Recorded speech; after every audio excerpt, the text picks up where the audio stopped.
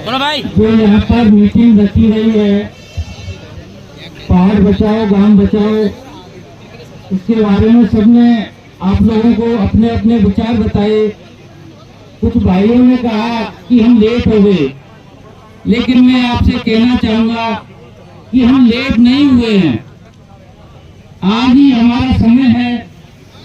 आप लोगों को एक थोड़ी सी जानकारी दे देता हूं कि 2010 में सरकार ने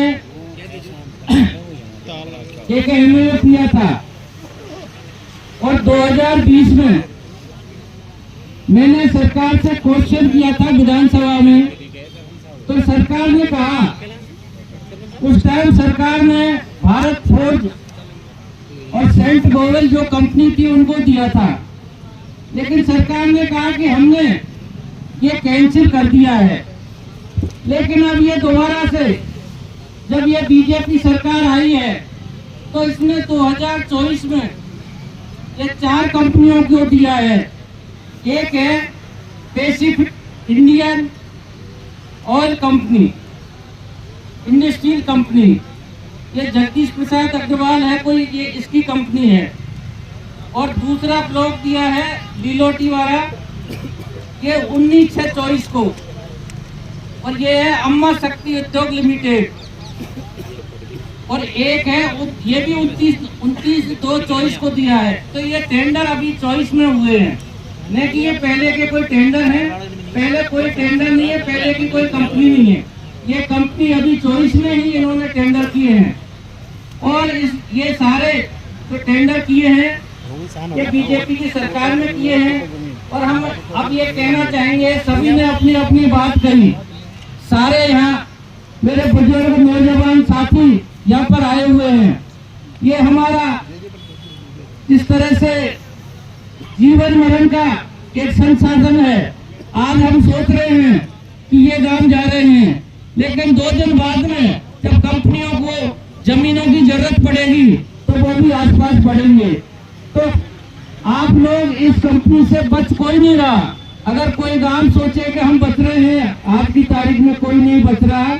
एक दिन सबका नंबर आना है। तो इसलिए समय रहते सबको चेतना पड़ेगा और संघर्ष करना पड़ेगा।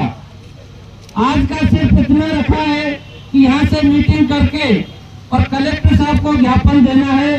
15 दिन का उसमें हमने समय मांगा है और हम ये कलेक्टर साहब से कह देंगे, अगर 15 दिन के बाद में अगर इसमें काम बंद नहीं हुआ तो हम चारों साइड से पहाड़ को घेर लेंगे। कंपनी वाले को या किसी को पहाड़ के अंदर नहीं घुसने देंगे।